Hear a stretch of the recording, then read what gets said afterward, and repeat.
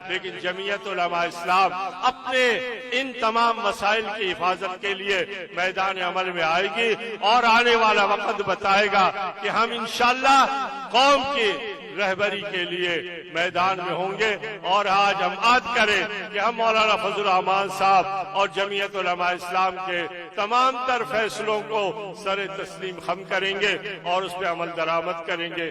میں بیماری کے باوجود میں سمجھ رہا تھا کہ میں اگر اس میں حاضر نہیں ہوں گا میری بدقسمتی ہوگی، میں آپ کی خدمت میں حاضر ہوں، میری مکمل صحتیابی کے لیے دعا فرمائے۔ وآخر دعوانا الحمدللہ رب العالمین۔